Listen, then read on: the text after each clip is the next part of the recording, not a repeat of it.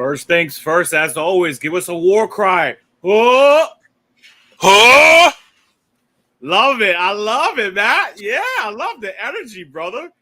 Oh my gosh, this is going to be a special one, everyone. So before we get started, a special thanks to our audience, the OCS family. Thank you to everyone that is subscribed, and you haven't done so already. Go ahead and like, share, and subscribe now. Your support means the world to us, and it keeps us going strong. Special hug to our sponsors, Battleboard Studios and Baron of Dice. We'll make sure to play 2 commercials today at the appropriate time of both of our sponsors. Special thanks to our family sponsor, Art of War. Be sure to check them out on YouTube for exciting content. Their strategies and insights are invaluable for anyone looking to up their game. Don't forget to check out the new OCS training 12 in 2 weeks, or 1 week rather. We're going to do it a little bit earlier, actually. Pariah Nexus has been exciting, something new. So we want to bring you more live content very soon. So we're going to change habits just slightly. We're going to have special discussions, obviously, about the Pariah Nexus, match play missions, and things like that. We'll have some great and exciting previews and special guests lined up for you, so don't miss it. Today, we have something special from Onslaught Gaming. We've been working on some exclusive content and surprises just for you. Stay tuned as we dive into today's episode and reveal what we have in store. Don't forget to watch the new show called Ops and Rapid Fire Tactics. Ops and Rapid Fire Tactics come out sporadically, sometimes on Friday. I know we're going to do one that's going to drop tomorrow on Saturday as well for Ops. So make sure to stay tuned and watch those. Remember, like, share, and subscribe. Stay updated with our latest episodes and special content. Until then, keep gaming and stay awesome, OCS family. Love you guys very much. And as always, big special thank you, big special hug and love to Mr. Matt from Almost Functional. I can never say you're almost functional functionally. Yeah, well, that's because you fit in. Exactly. I think that's by design. I'll be completely honest with you. I think that's by design. I love it, man. So go check him out on YouTube. He has exciting content as well. He does multiple reviews. If he allowed me to, I'll just speak it out a little bit. If not, you know what? Let him break it down to everyone. Let them know exactly what you bring to the audience, Matt. I'll bring a little bit of everything 40K. Go over codexes, we're going to do some stuff on the cards, go over strategies. We're starting to work on battle reports. The quality of that's still getting worked on. But just basically anything and everything, competitive 40K, we try to cover. If we don't cover it on the show with Lewis, we'll try to cover it on something I do on my channel. That's right. And that channel is Almost Functional. And yes, to everybody that's looking at me with glasses, yes, I was doing my programming, and today I got some things that I'm creating for the world. I need my reading glasses. So for those of you who are shocked, it's like, oh my gosh, a guy wears glasses. I've never seen him with glasses. These are just reading glasses. I was doing my programming. That's what I do for real life. Me and Matt just do this for fun. 40K is obviously our passion, our love, and everything.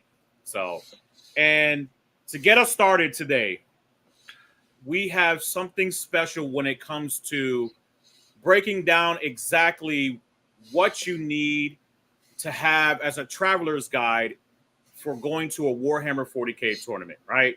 So while you're driving with your buds, you know, me and Matt were talking about that, reminiscing about the old times before he moved out to Virginia, and how me, him, and David Ozawa always used to be in the car. We break down lists. What else did we used to do, Matt? We used to go to ATC. We used to correct David on rules for hours while we were driving. Exactly. Break down lists. David would sit there and try to coordinate.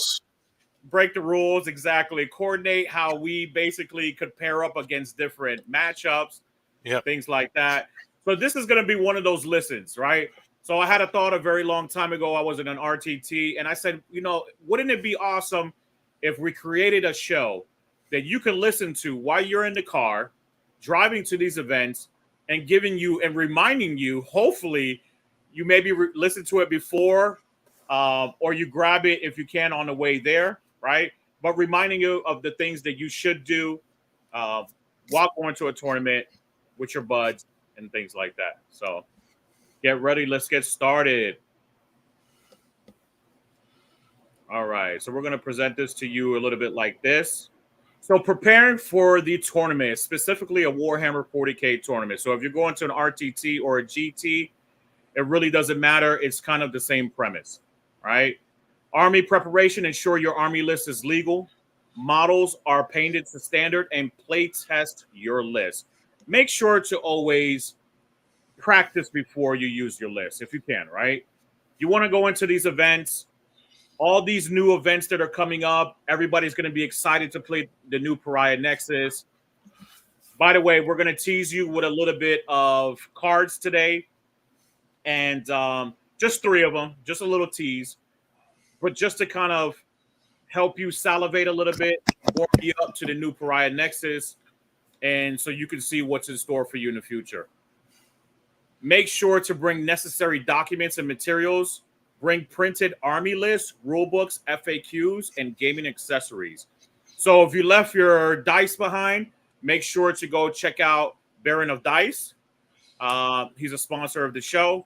So go to check out everything that he might have for you. Maybe you can get a quick 1 or 2 day delivery. I don't know. Or maybe you'll see him there as a vendor. Make sure to bring a tape measure. If you forgot your tape measure, try to stop by a Home Depot, Lowe's, Ace Hardware, whatever. Not trying to promote those stores. They don't sponsor me, but just letting you know exactly what it might be, right? Personal preparation. Make sure you have your books for travel and accommodations are early, right? So book your travels very early. So any of your flights, if you're going to drive with your buds, right, make sure that you have that prepared early. Get your Airbnbs secured. Make sure that you get your flight a little bit early. Accommodations, make sure that you accommodate yourself and your peoples, right? And pack models securely and prioritize comfort and hydration. And we're going to let Matt kind of expand on that and tell him your tips. Yeah, well, going back to the play test, and that's always a really great thing, especially if the tournament lets you know what the mission and deployments are. Even not just play testing, play or test deploying. How does your army deploy? What angles can people get on you in certain missions early on? Like, have a game plan against most stuff for turns 1 and 2 before you even show up at the tournament. That'll really streamline things for you. And then, bring in your stuff. I always like to have duplicate sets of dice, duplicate tape measures. So if I forget one, I got another. And then if I do remember everything, I have stuff to loan other people. Because many times you get to the table and your opponent's like, oh, I don't have dice, or I don't have a tape measure. So you can give them one of your tape measures. You can give them your set of dice that rolls worse. I mean, you can give them one of your set of dice. And then, then when it comes to travel stuff, it's always better to book rooms and transportation early so that places don't fill up. Absolutely. I appreciate that, Matt. All right. So we're going to go into the next one. So you kind of want to expand on this. You already know this. And matter of fact, if you want to tell the people where you're going in a couple of weeks, because you're going to have it just like this. Yeah, I'm going to ATC, going to as part of a mercenary team. So I got a bunch of Thunderwolves to get finished painted. And they'll be battle ready-ish. I'm not the greatest painter. That's one thing I definitely don't claim. So yeah, make sure to prepare yourself when you go to all of these events, right? Make sure to check in the descriptions, instructions, player packet section of either the BCP, Best Coast Pairing, for those of you who don't know, right? Make sure to go check in there, read through the requirements and what you need. I know at a lot of my events, at the RTT levels, I only require you to prime. Look, I want you to do a little bit of work, okay? do a little bit of something, show a little bit of effort. At the GT level for my events, I want you to have it 3 colors and based. I know a lot of different events, majors, GW, FLG maybe. I don't want to speak for those individuals, but I want to say they all require battle ready. I know that ATC requires battle ready. Correct me if I'm wrong. Yep, they are doing battle ready this year. Yep. All right. So make sure you're battle ready, right? It doesn't take a lot of work if you look at it. And just to zoom in a little bit, right? You could do the classic method of battle ready, which is just regular paint and brush, or you could do the contrast method. So make sure that you're well prepared to go to that event, and every portion that can be painted is painted, right? And base as well. Don't forget basing. And as a TO, just in case people don't know, what is the main difference between 3 colors and battle ready? So that's a very gray line, right? And I tell people, and I'm glad that you're asking it out, because I like people to ask me so they don't get surprised when they come to my events. 3 colors is putting in an effort of 3 actual colors of that model. So, for example, on this Primaris Marine, right? You want to have at least the base blue of the armor completely done, the black on the weapon, and the silver components of the magazines, the actual barrel, things like that. If you can do it just like that to that level, I would say that's 3 colors and that level of basing. Or I'm a little bit more lenient, right? I say you can just paint your base. I do not want to see overspray from an airbrush or overpaint from a paintbrush where you were dry brushing it and some of it slapped on your base, right? Like, I don't want to see any of that stuff. That is not showing effort. That is just pure laziness. It is very simple, you know, and I had some guys, I won't mention any names, but I had some guys and ladies at the last GT that I did where they just, you know, dry brushed and had slabs of paint all on the bases. You don't want to do that, right? I told them that I required them to at least paint the base. They went literally to the paint rack, bought some paint, painted it right there. It took them all of 30 seconds, if that, for every single base they had to do, right? Yeah. It doesn't take a lot of time, doesn't take a lot of effort, right?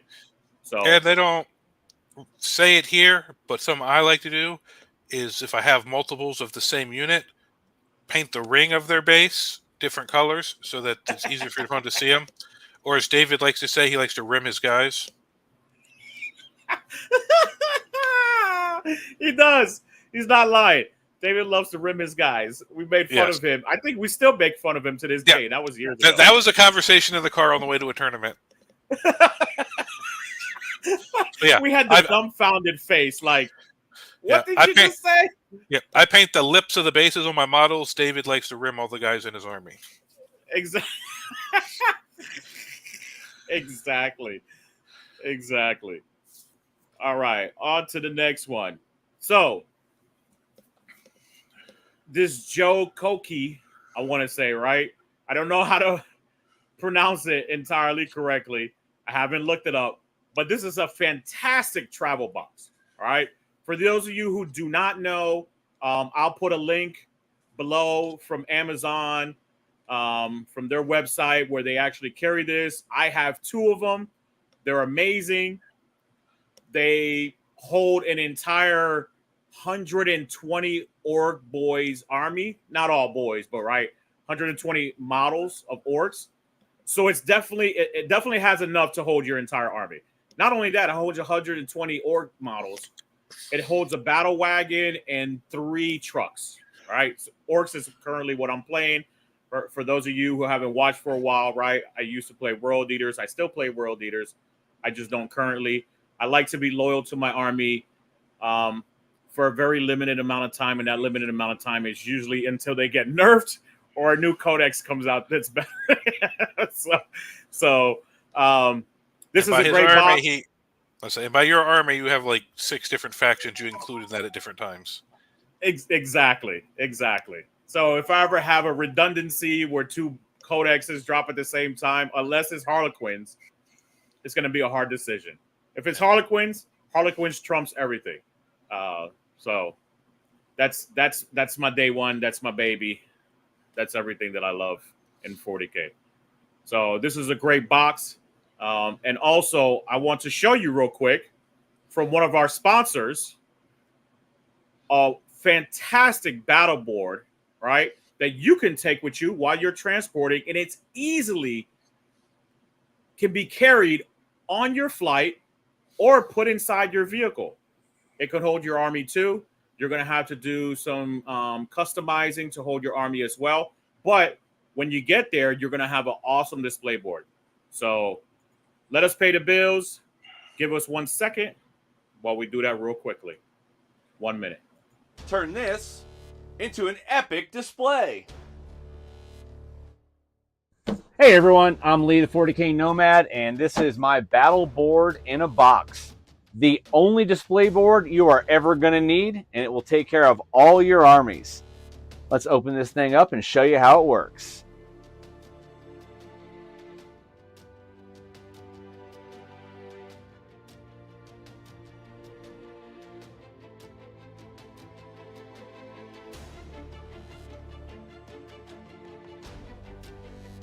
And then choose from the steps or the flat wall section. All display boards come with both options. Want to use the same display for a second or third army? No problem. Change out the picture, change out the insert, add some different terrain, and you're good to go.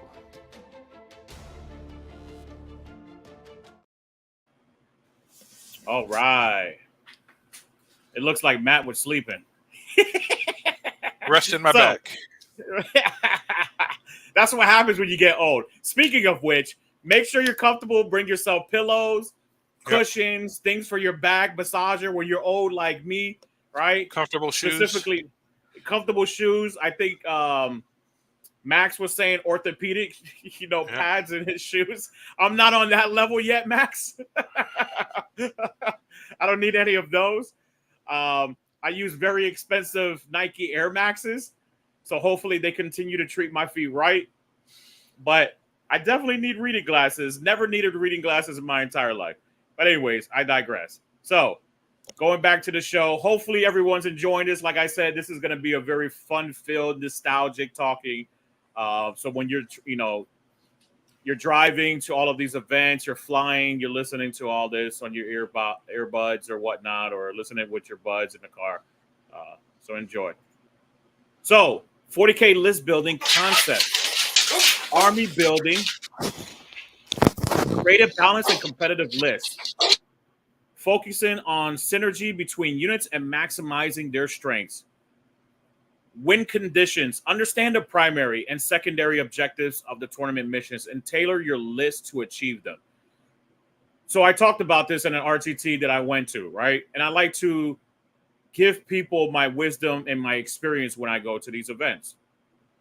I tell people all the time, right? Hey, if there are certain missions that are prepared for that event and the TO leaks those missions or allows you to see them relatively early, practice them.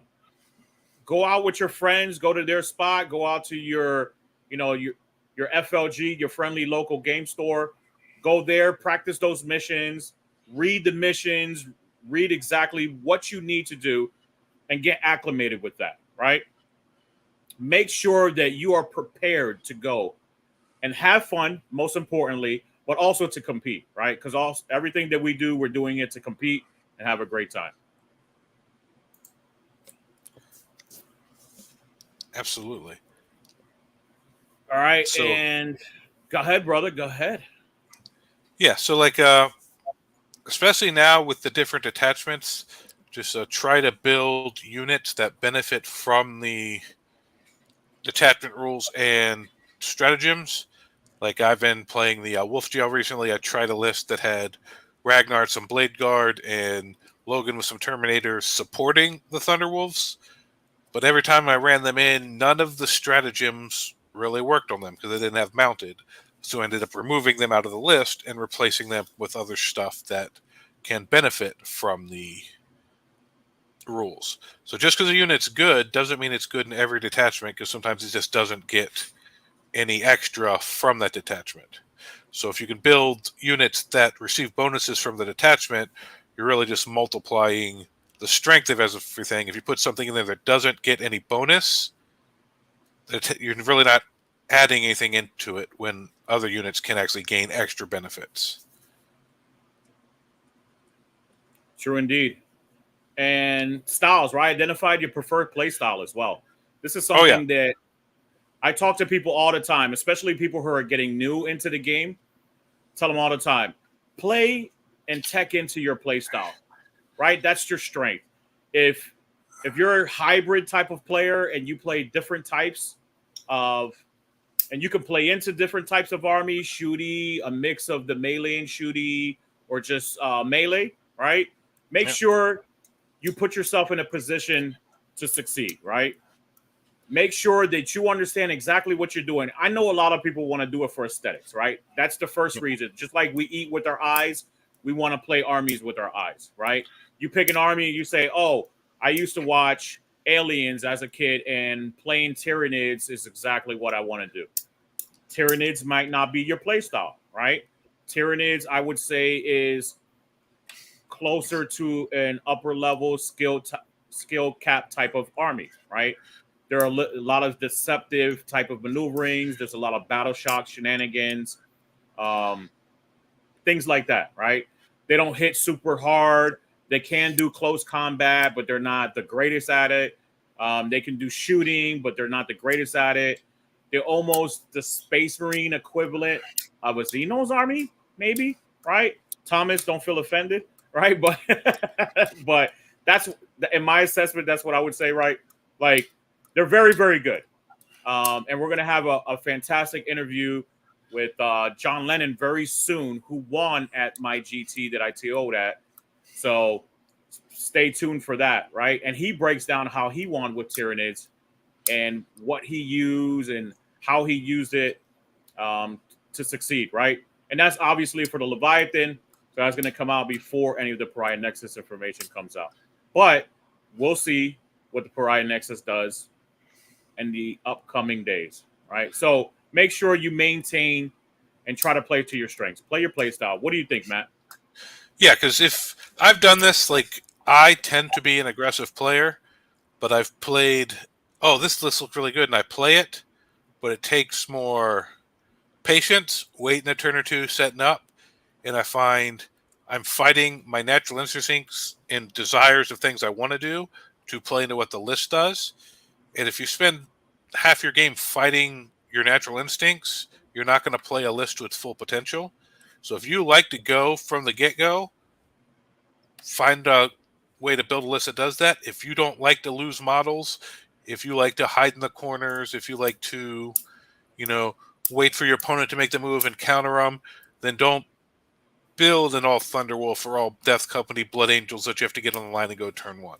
Just find how you like and naturally play the game and build something that comes into that. And also on that, don't just play to your play style, play to your skill level. That's right. Don't necessarily copy a Richard Siegel or a John Lennon's list if you've only been playing for 6 months, because there's going to be concepts and synergies and stuff in there that you might not be able to understand how to pull off or when to pull off or what to do. So maybe simplify your list. Don't have as many complicated things. Make it a little more simple, just so you don't have as much to remember and you less mistakes for you to make. And if you're thinking, yeah, but if I build that list, I'm not going to win a tournament. If you're not able to play those armies to the skill level, you're not going to be able to win a tournament anyway. Absolutely. And Carmelo says he's just chilling, wanting to learn more styles. No, I think he wants to know about AJ Styles. He wants to talk about wrestling. Nah, we're not here for that today, Carmelo. Oh. Sorry. That's not what he said, Matt. So to expand on what Matt was saying about styles, right? So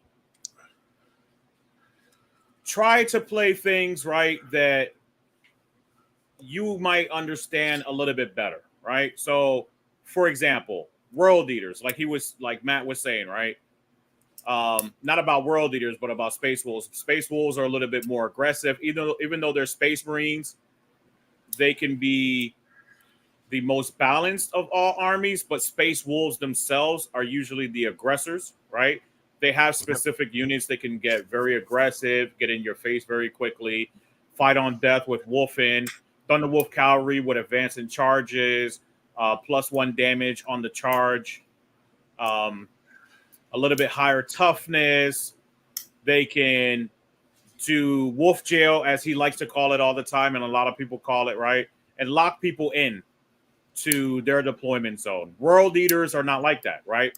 World eaters are more they want to try to get first turn if you created a mistake on your deployment of positioning, right?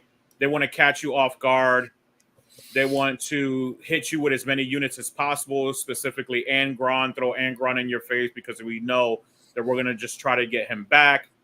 They have a very aggressive play style. Not a lot of shooting unless you're taking some Mauler Fiend or some Forge Fiends, rather. What is that clicking? Sorry, that's my pen. Nervous twitch. Fidgeting, yeah. Exactly.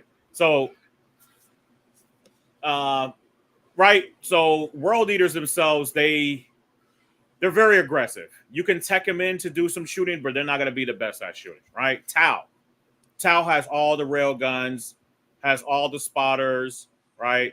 Tau is an amazing army, like Metal Beard was saying, right? It's all right. You know, I can say Tau is the best for this 1 second, and then that's it. They're not the best, right?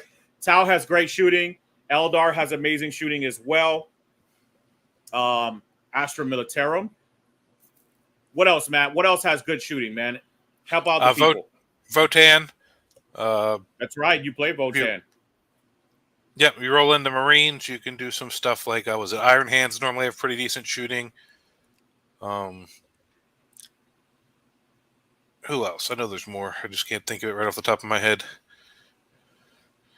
But yeah, there's a lot of armies that can tech really hard into shooting, and there's a bunch that can tech really hard into combat, and there's a few that can tech into both very well. Thousand Suns as well. Thousand Suns. Thousand Suns.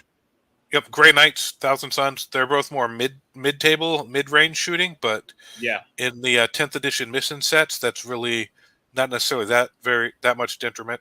That much of a detriment. Yeah, I mean, you get hit with that Doom Bolt. Yeah, you're not going to say they're not a shooting army. And those flamers, right?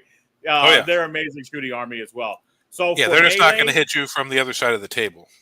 Yeah, no, absolutely. That's Guard's going to do that to you, right?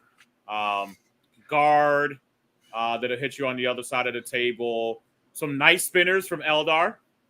Yep. Imperial Knights can do it pretty good with Imperial Knights, Chaos Towering Knights. or whatever it's called now. Absolutely. Right? So those are some of the play styles that tech into shooting. For melee, you have orcs, you got world eaters, you got harlequins, you have Black Templar. Black Templar are nasty in melee. Yeah. Black Templar, Space Wolves are nasty in melee.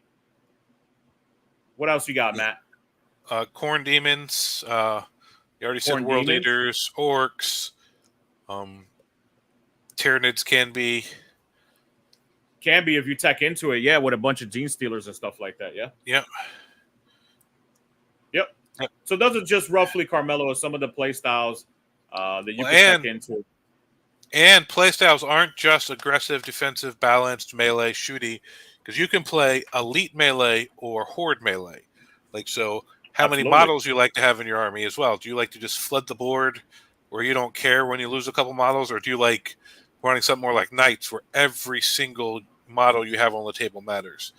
So you can, so yeah, you got between horde and elite or something more balanced, and then even within that, then you can go shooty, melee, aggressive. Because you can be aggressive, shooty, aggressive melee, or even defensive melee, like countercharge melee. So you can take all, like, there's so many different ways to build a style. Like, it's not just one or two. So just play around with it, find what suits you and what you enjoy. Yeah, no, I agree.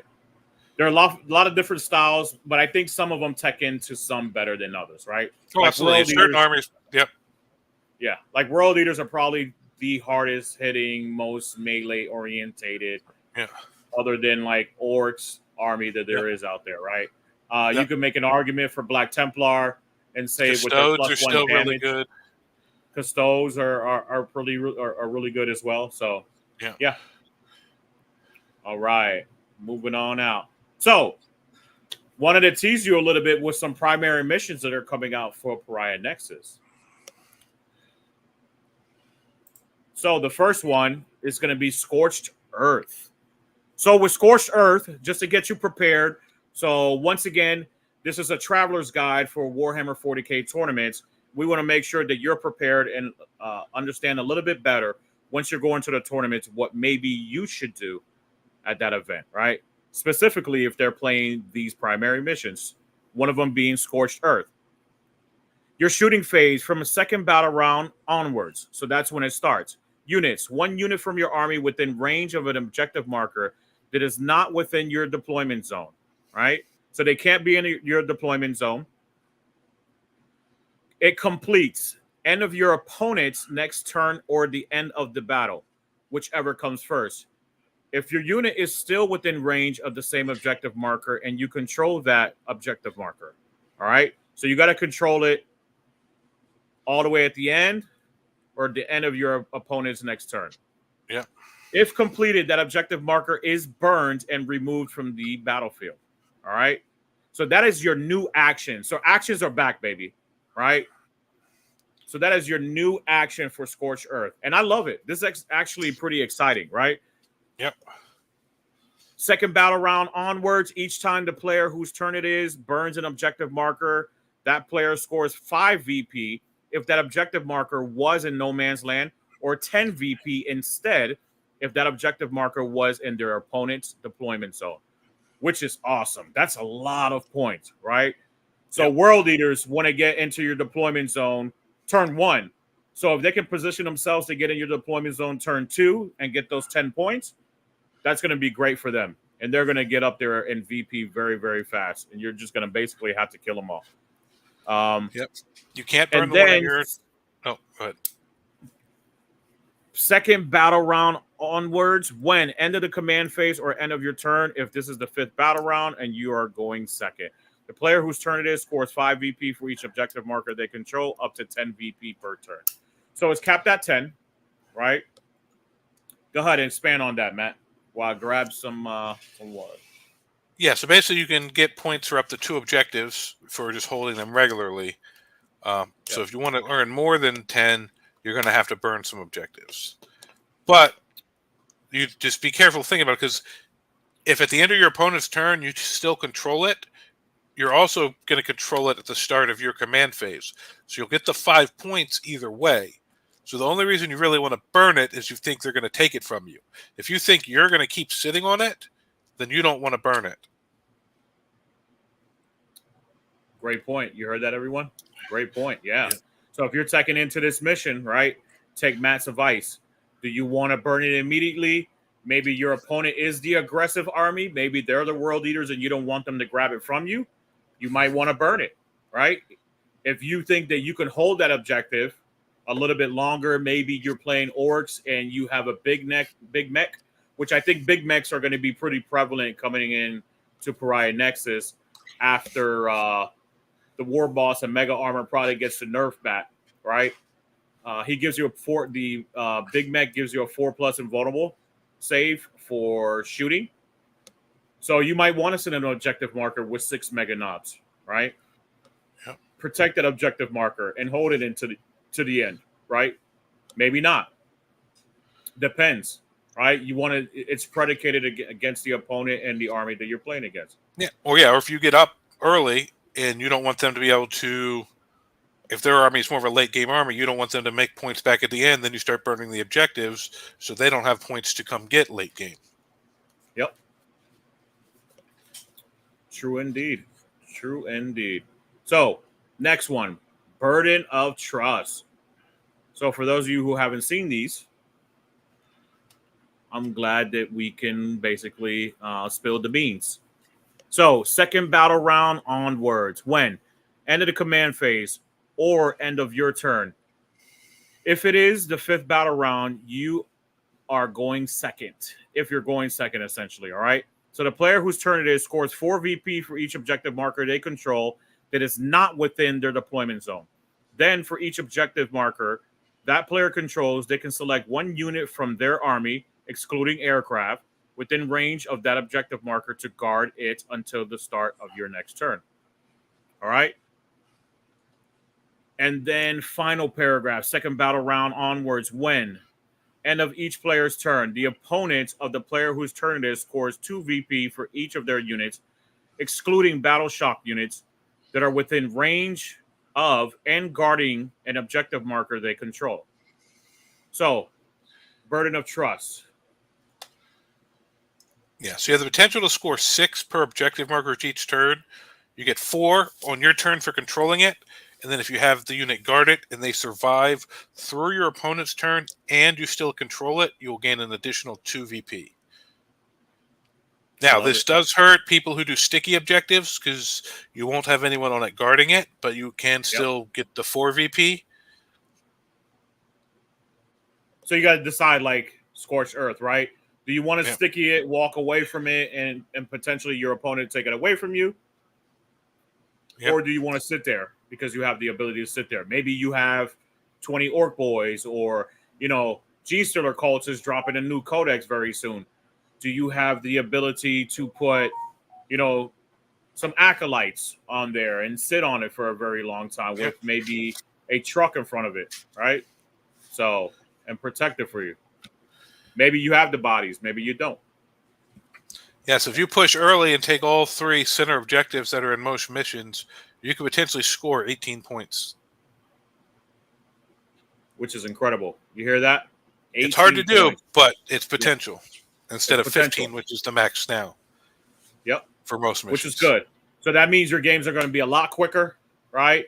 Hopefully you're going to get up in points a lot quicker as well. And you can affect your opponent's target priority. If you have a unit that necessarily, like a Rhino, that maybe isn't going to do much damage, and your opponent might kind of ignore it, but you have it guarding your objective, well, now they may want to waste shots on it to stop you from getting those 2 VP, which takes shots away from other stuff. True indeed, Carmelo. Would be nice to do what Custodes and Votan do to high toughness. Yeah. Absolutely. I bought into a Custodes army a long time ago. I actually was gifted by Nick Pratt. Love you. Big heart to him. With Votan. So I have like a little starter box set that I can use to get started with Votan. So I'm going to be doing that in the far future. But I have it. I love that little army with little stumpies on it. I like the idea of driving into Ubers and doing drive-bys. So we'll see. Exactly, Nick. And then the ritual. So the ritual has changed, and I love it for Pariah Nexus. So when setting up on the battlefield, remove all objective markers in no man's land except for the one closest to the center of the battlefield. The ritual has an action. Starts in your shooting phase. The units you can use it on, 1 unit from your army. It completes at the end of your turn. So that continues to be the same, where it completes at the end of your turn, which I really, really love. I love those primary missions where they complete at the end of your turn instead of your opponent's turn, things like that. Yep. So if completed, set up some objective markers anywhere in the battlefield wholly within no man's land and within 1 inch of your unit, provided it can be set up exactly 12 inches from one other objective marker within no man's land and not within 6 inches of any other objective marker. Yes, so they're much more restrictive on yes how many of these you can put out now. They are, and I like that. It got really Absolutely. wonky before. No, it could get really crazy wonky before. Yep. Yeah, it got really crazy. A lot of questions, things like that. So, and then from the second battle round onwards, when can this be done? End of the command phase or at the end of your turn. If it is the fifth battle round and you are going second. Yep. The player whose turn it is scores 5 VP for each objective marker in no man's land that they control, up to 15 VP per turn. Yep. Which is great. Yeah, that's really good. Really, really good. 15 VP. Oh, yeah. Get that clutch VP in very fast.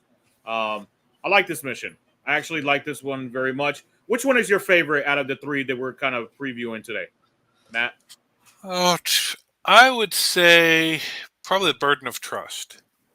Burden of trust is very nice. Yeah, it doesn't so much rely on you doing actions to do stuff. Correct.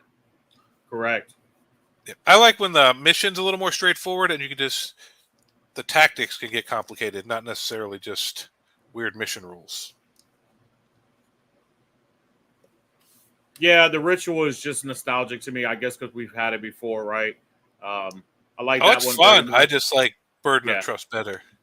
No, absolutely. And the type of army that you're playing too, right? I totally get it. You have a very elite, semi-hordish type of army with Space Wolves. You really don't want any units sitting in your back 40 just doing actions and being inactive, right? I have units that can do that currently with orcs, right? I can do that with Gretchen. Well, I have the one infiltrator squad with the Phobos librarian you can't even target, so they could easily walk up and burn some objectives before you can get through the wolves. There you go. But you're limited, right? You got one unit. Like I have. Well, I got scouts. I got units in there that can do stuff. Okay. Yeah, I got a couple units too with the orcs currently, right? Yeah. Gretchen, some orc boys. Maybe I don't want them doing some things, a 10-man unit, things like that. To do some actions if I need to, right? And you're going to run into it anyway. So when you're going into these tournaments, you might end up getting a spread of all three of these in the future, right? Absolutely. So make sure you bring things that you need. Any battle line, right? Battle line is going to be pretty important. Burden of trust, huh, Carmelo? Bug supremacy for Mr. Elite. Might bust out Votan for these. Yeah, true indeed. Votan might be in a better position for these, Carmelo. Yeah, Votan. Like yeah, they're a little vanilla in the flavor, but they definitely can play the missions well. Carmelo also says too, would it be nice to pull off the new Votan infiltrators once they get rules? That would be nice. Yeah, once they get a codex and hopefully add a little more flavor back to the army. I really like Votan. I got mine sitting over here on the shelf. They were oppressive when they first came out. I remember I played against you, Matt. They were oppressive. Oh my gosh. No, they would have been. They got nerfed before the book even hit because people were crying about them. They weren't that oppressive.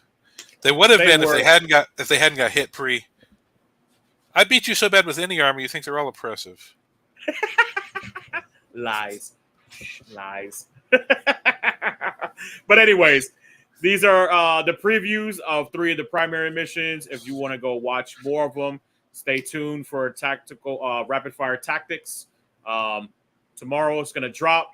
I'm going to preview a lot of them, all of the deployments, all of the primary missions, and all of the mission rules.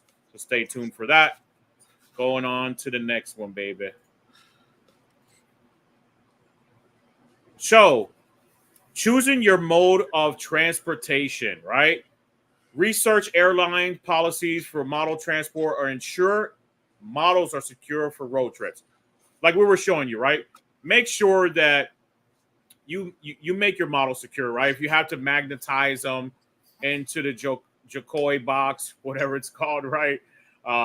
Or if you have battle foam, make sure they're secure in there. Make sure that the people on the flight are not just throwing your battle foam box all over the place and destroying your models. Most of the time, if not all of the time, I carry it on with me. So that's my only carry-on because that's more valuable than everything else that I'm taking with me potentially, other than my PC, right? So I usually take it as a carry-on, and if I bring my PC, I just put it in a little booklet for my PC. So I try to stuff both of them into the same bag. And what I've been doing is I'll bring the Army on as the carry-on I put up top, and then I'll bring my laptop in its case as my personal that I'll put under the seat right in front of me. Or there you go. Yeah. And then you can use it on your flight as well, and make sure that and then you can watch us, right? While That's you're true. on that. Yeah. So then you can watch this and listen to this and get you a little bit more prepared, right? Accommodations, stay close to the venue is, most possible when you can, and choose places with amenities like breakfast and gaming areas. Yeah, I know. All of this sounds very cliche, sounds like commonality, right? Common things that you should already know. But a lot of people forget this, right? A lot of people say, wow, I really should have looked into an Airbnb next to the venue if the venue is not already in, or the event's not already in a hotel or something like that, right? So try to accommodate you and your pals, right? You and your family, whoever you're going out there with. Make sure you do the best for your bottom dollar, right? Take care of yourself. Obviously, these events are expensive. I know. I run a lot of them. It's one of the biggest things when I do one of my marketing pitches is that, free parking or, lounges with bar areas, things like that. Just make sure that you get what you need to get and your dollar's worth out of those events, right? Navigating the tournament venue, familiarize yourself with the venue layout and explore local attractions during downtime. Yeah. So try to, once you get there, try to see the eateries around the location. Try to see if there's a store, if you're a smoker or a drinker or whatever it might be, right? Make sure that those stores or locations are close to the venue so you can easily walk to them. Maybe you forgot your tape measure, right? You might have to Google an Ace hardware store for a tape measure. Just make sure to prepare yourself. Everything matters at the end of the day. That way, you have no anxiety, no stress going into these games, right? The last thing you want to think about is, oh man, I forgot about this. I forgot to secure my miniatures, and now I have to glue 100 orc boys, right? Because it was tossed around in the airplane. Or you didn't secure it properly in the trunk of the car or something like that, right? And they just slid around in your Jokoi box. You didn't have magnets in the bottom, and now you just have a bunch of broken pieces all over the place, right? Make sure you set yourself up for success, right? Remember all of these tips and tricks and try to do your best. All right, on to the next one. So this is what it looks like to actually go to an event. I know a lot of you have actually been to events and have seen this, all right? But this is an all-comers guide, traveler's guide, right? So just in case you haven't actually been to an event, this is what it looks like. This was actually a 3-man or 3-person team event that I put together with a bunch of my friends because I wanted to show unity in the tournament organizing community. So I had myself and Todd from Dice, Death, and Robots, and also Chris Johnson from Huckleberry, all TO at this location. They were all helping out, either judging, facilitating, questions, things like that.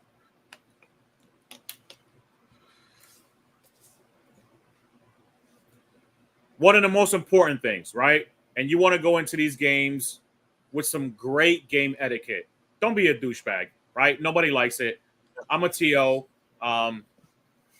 Nobody likes douchebags. Nobody likes arguing with the TO. At my events that are solely mine, right? If you argue with me, I'm probably DQing you. I'll be honest with you, right? And that's not a threat. That's just to let you know that you shouldn't be arguing with the tournament organizer. That's like going to someone's house and arguing about what food they made for the night because you don't like it or because you didn't explain to them that you're a vegetarian and you can't eat what they're eating, right? Set yourself up for success, right? make sure that you treat your opponents with respect and maintain a clean play area, right? Alleviate all that stress. Make sure you're cool. You're there to have a good time. You're obviously there to compete, right? Everybody wants to win at Warhammer 40K. We get it. We understand it. I want to win too. It's no different from anybody. If people tell you they're playing casually, it's a lie. They're just trying to tell you something so you can be soft on them or to take it easy on them. But that also doesn't mean to be a douchebag and just ream them and then treat them like crap and tell them how much better you are than them in the actual game, right? Yep. Timeliness, right? Arrive early and be mindful of round timers. So this is very, very important. You kind of want to expand on this, Matt? Yeah. So just expanding on all of it, just you always treat your opponents with respect. They're there for the same reasons as you. And if you have rules interactions that you know are questionable, check with the TO and have a clear ruling on that before you get to your tables, and let your opponent know, like, hey, this is something that people can test. I've talked to the TO and they've agreed they're ruling it this way for this round or for this tournament, so that you can avoid feel bads or arguments later on when that interaction that you already know is an issue comes up. Don't try to sneak it under the TO because you're worried he's not going to rule it the way you want it to be played and end up in a situation. And in the end, you always try to keep your area clean. If you have reserves, make them clearly visible where they are so you don't forget them, so your opponent can see them. You never want... What about arriving early and mindful of round timers? Well, yeah, you always want to be there early and have your army set up because you don't want to lose playtime trying to get your army ready, trying to figure out where your table is, anything like that. And yeah, you always want to know when the round is. Are you on time to finish the game on time? Do you need to ask the judge for a clock? Do you need to talk to your opponent about what's going to happen if you're not going to get past turn 3 or 4? That's definitely stuff you need to be keeping an eye on. And if you notice your opponent is slow playing, either just because they have a slow army or they don't seem to know the rules, then you may want to ask for a clock, just because that can end in real bad feel bads if you don't get all your turns in when you've only played an hour out of the 3-hour round. But a couple of things, right? Most people know that I have a certain disdain, if for lack of other words, right? For the clock. Yep. Don't weaponize the clock, right? Nope. Don't use the clock to use it against your army because you see a horde army, right? Give them the opportunity to kind of break down the minutes to them, let them know exactly how much time they should be using per round, per deployment, per setup, per talking about their units and things like that. If you see at that point in time that there is an issue, that's when I like to tell people to start using the clock. If you start seeing your opponent, and some people are going to say, oh, it's maybe too late at that point. No, if you're very friendly with your opponent, remind them. If you start getting over in time more than like 5 or 10 minutes and you're getting a little antsy, call over a judge. It's very simple for a judge to come over and adjudicate the entire situation. It takes away the responsibility on you. It takes away the dickishness away from you, so people are not looking at you like you're trying to weaponize something or you're trying to just be an ass about the whole situation, right? Let the judge do what they're there to do, right? Let them come over, and if you ask them for a clock and you both agree on a clock, and they're like, yeah, I might be taking a little bit of more time, then bring a clock in, right? And that's fine. Clocks are not bad. It's just like everything else is in life, right? When you use it for bad intent or to be nefarious, right? It has the worst feelings in the world. I've been to ATC with Matt, and people have put me on clocks just because they see me with an orcs army, right? It's the worst feeling in the world. I still play my game. I still play my game effectively, but people only use it to weaponize it, right? and then it becomes a very unfriendly game. I don't want to play a good interaction with you in this game because you're doing something intentionally just so you can win because you're only here for the win. That's exactly what that tells me, right? I don't play these games. If anybody's ever, seen me or played against me in these games, I don't play these games to play for the win, right? I play it for the interaction, and we play it together, not against each other, right? Yeah, but on the other hand, if you have had experience before with 90% of the times I play an orc player, we only get 3 to 4 turns in. I'd like to play on the clock because I'd like to play a full game. That's not necessarily nefarious or trying to get your opponent, but it's trying to make them play within the parameters of what is set up for the tournament. Like, if you bring an army that you can't play within a 3-hour round and get 5 turns in, then if someone puts you on a clock, that's your fault. Exactly. And, clearly communicate actions and resolve disputes with the help of a judge, right? Absolutely. It is your responsibility to keep track of the timer. If you know you're not going first, right? And they go into the command phase and the movement phase and et cetera, et cetera, et cetera.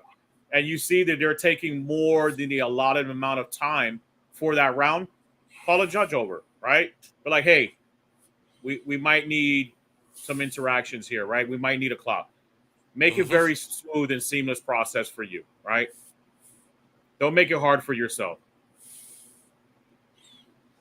If both players, so Carmelo asked if both players are okay with playing in extended time. Well, there is no extended time unless you're playing at a friendly game, like at a store where it's just a friendly game, not an actual tournament, or you're playing at a Games Workshop event, an actual open, right? GW, which I love very much. For those of you who don't know, I'm a GW employee. I do judging. They are actually amazing. I love it. But obviously they have a multi-billion-dollar industry company that has the ability to put a lot of staff members to sit around for a 4-hour round and watch these games throughout. A little bit of different at my events. I never like to go below 3 hours per round at my events. A lot of times I do allow people to an extended amount of time, but most events, Carmelo, most nowadays, because of store restrictions, and this is a lot of background political bullshit that I just want to kind of explain to you guys as well, right? A lot of venue locations, because they have a closing time or because for other reasons, maybe the TO just doesn't want to be there that long, right? Whatever it might be. A lot of events nowadays are only doing like 2.5 hours, 2 hours and 45-minute rounds. In my opinion, right, and nothing against them and those people who are doing their thing. In my opinion, that's not long enough time to play 40K. It really isn't. If you've ever played with your friend, which all of us should have, right, unless you're brand new to the game. My games with Matt, when we played, just friendly games, would take 4 hours sometimes. My games with David would take 4 hours sometimes. Just sitting there laughing, trying to figure things out, kind of, talk about strategies and tactics within the game. Like, it takes time, right? I think 3 hours is the appropriate amount of time, for a minimum. But unless you're going to an open, everything is on a timer, right? GW is the only place where you're allowed an extended amount of time to play. Yep. So, Xenos and Blood Angels, Space Marines, right? Be friendly, man. Just be friendly. And it's really important, too. Remember, a lot of these events, specifically at my events, right? There's a lot of events that do best sportsmanship, best sports. So specifically at my events, I like to encourage people to do best sport. So I prize them out, usually prize them out at $100 each participant, right? Which is either store credit or cash. Grand Onslaught 8, which is a grand tournament that's coming out in Hudson very soon, right? In about 2 months from now. It's going to be August 10th through the August 10th and the 11th. It's going to be a 60 participant GT that I'm running, right?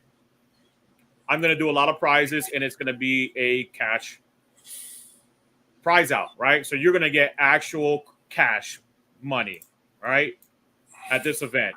Best sport is going to be one of those individuals that gets a lot of cash. Go ahead, Matt. Read this one off. All right. So 5 useful resources. Online communities. Engage with forums, social media groups, and YouTube channels for updates and tips. Apps and tools. Use army building and timer apps. Official resources. Check the Games Workshop website and tournament organizers for rule updates and event details. So anytime you can find online groups that play your same army or the same mission packs, it's very good for getting tips and tricks. Just don't take everything you find online as gospel. Everybody has lots of varying opinions on stuff.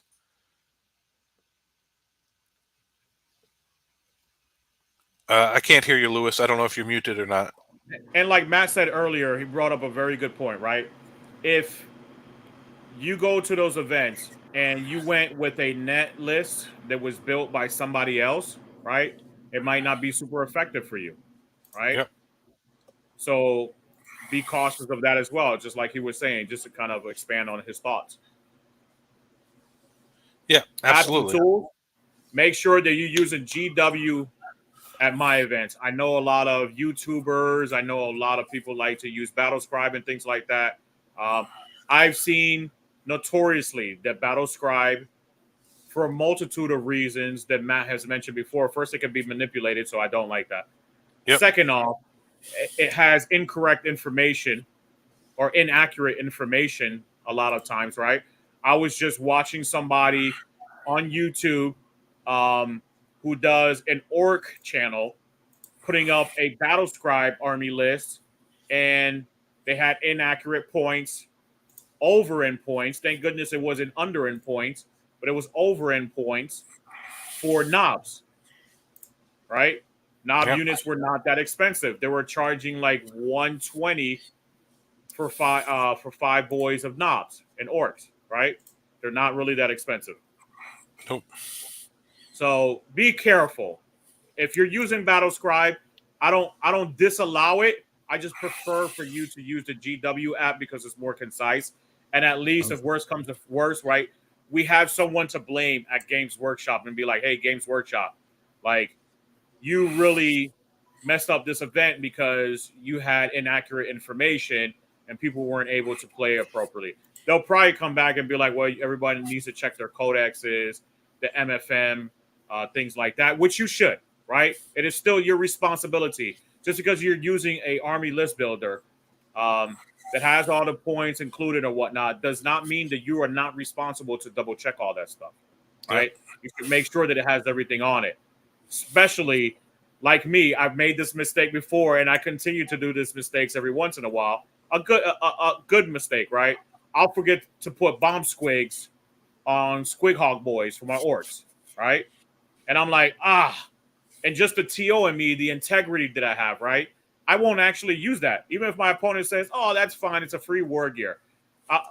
I'll make sure that basically I handicap myself to teach myself, hey, I need to look for that next time, right? I need to double check, triple check my list, make sure that I have all the war gear, all the equipment that I'm supposed to have to make me more successful.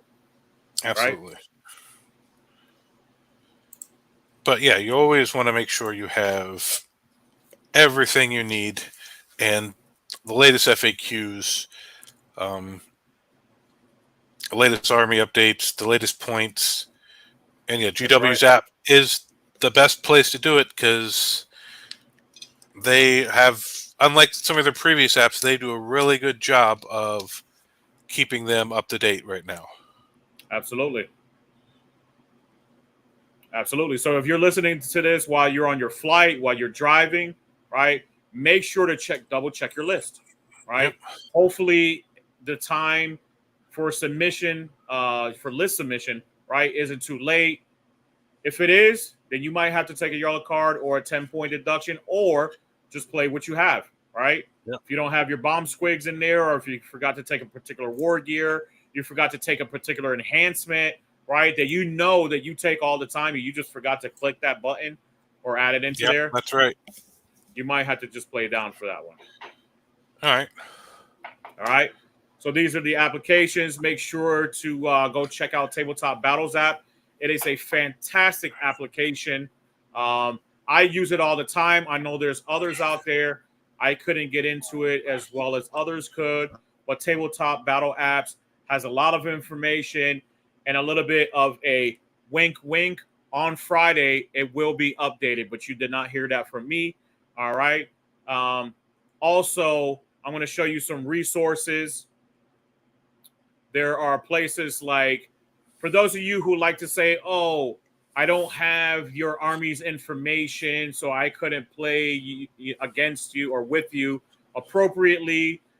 Yes, you do. All you have to do is ask somebody, right? Yep. Ask me, message me, send me a comment, right? Hey, Lewis, how can I get better in this area? How can I get more information, resources for this area? There is a website called 39K Pro, okay? That is 39K, kilo for K, .pro. So it's P Papa, R Romeo, O for Oscar. Check that out, all right? It has everything on it that you need, all right? Mm-hmm. All of these places that I'm talking about do not promote me. They do not pay me. These are just resources that I like to share with my community. I'm all about the community. I love the community. I want to provide you with what you need. This is why I'm doing this video with Matt, right? I want to provide you, even though it might seem tedious, it might seem boring to some people, you might listen to this an entire hour's worth of information. And one thing I mention on here, or Matt mentions on here, and you're like, oh, I should have thought of that, right? It's worth it. It's worth that hour plus of listening just to remember that one thing that you might have forgotten, right? So it's important. Listen to the resources, right? Take all the resources that you can.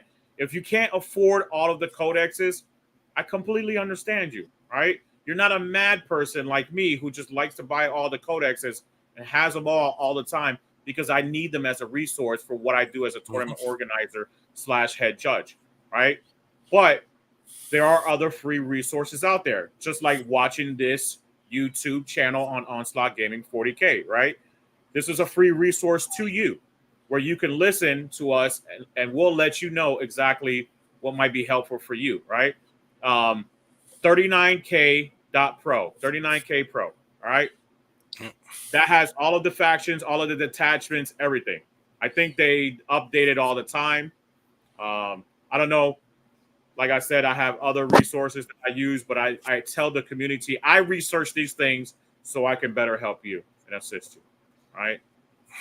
So in conclusion to everything, my peoples, proper preparation, right? Always have a positive attitude. Good etiquette will enhance your tournament experience and help you build connections in the Warhammer community. So ultimately, and we're going to get it in close over here, okay? Because I want you to see me. You go to Warhammer 40K events to build relationships, right?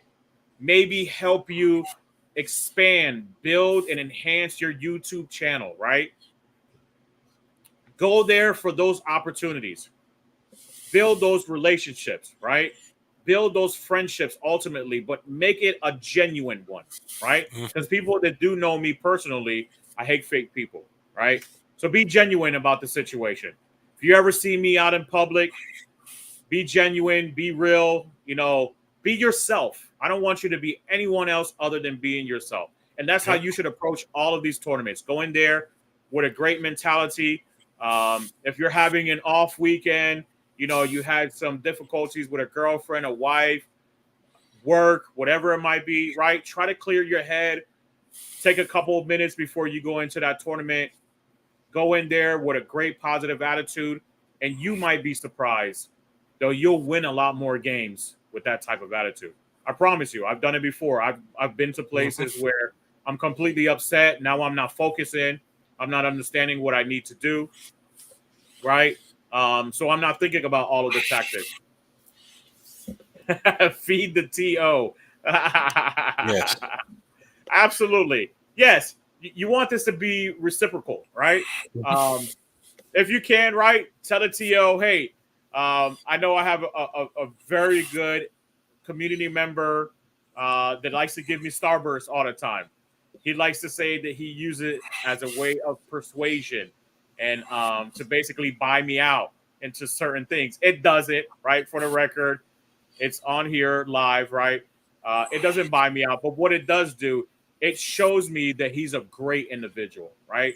That he's a sharing individual and that he's probably going to go in his games and show that same appreciation and share with his candy too to those individuals. Yeah, bribe the TO with a new army. Now that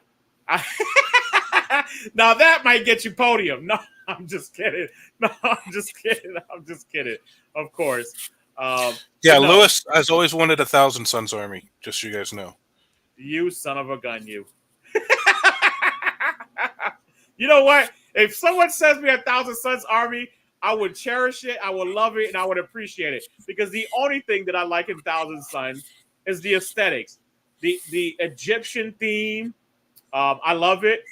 There's a lot of custom things out there that are pretty awesome. Yeah, Carmelo likes to hang out with some guy named Luis. I don't know who that guy is. Yeah, I never heard of Luis. He sounds French. But yeah, Matt, is there anything you want to kind of expand on, kind of talk about? No, just prep well, go to have fun more than win, and just treat people the way you want to be treated. Absolutely. Be yourself. Be the best person that you can be. Well, it depends on who you are. If you're being respect to your opponent, some people can't be who they can be. Well, that's why you shouldn't play. If not, and that's my event that I'm running, that I'm going to come over and I'm going to let them know, right? Like, just be a better person. Oh, and don't whine about everything. Don't be a Dirk. I mean, don't be a... I love you, Dirk. I don't know if Dirk even watches these. I haven't seen Dirk in forever. No, I don't even think he plays the game. I miss Dirk. Dirk was good people, though. Yeah, he's great people. Carmelo says, I'm scared of being myself. Nah, man, you're fine. You're fine. I've met you in real life, right? You're great people. Just take a melatonin. Read in between the lines, right? Take a melatonin. Take something to relax you. If alcohol relaxes you and makes you more gullible and friendly, and you can still concentrate in the game, right? And you're of age, of course, right? Then do it. Whatever it might be. Whatever you got to do, right? Make sure you enjoy yourself. And hopefully you've listened to this on your way to going to these tournaments. You're having a wonderful time with your friends. Enjoy. Hopefully all of you win it, right? Hit a podium, 1, 2, 3, 4, or however many you have in the vehicle. Enjoy yourself. If you're listening to this on a flight all by yourself, hopefully you win first place. All right. And if anything, worst comes to worst, hopefully you get best sport, some prizes, and most importantly, you start building some Warhammer 40K relationships. All right. So thank you, everybody, for watching. Love you very much. As always, make sure to watch OCS, Ops, Rapid Fire Tactics, and also Almost Functional. Make sure to always subscribe, like, share. Big love, big hugs to everyone. I'll tell you what, I'll never forget getting first place at my first tournament with you. True indeed. True indeed. And I'm glad that that'll be memorable to you as it will be memorable to me as well. Thank you very much, everyone. Enjoy your event. Take care.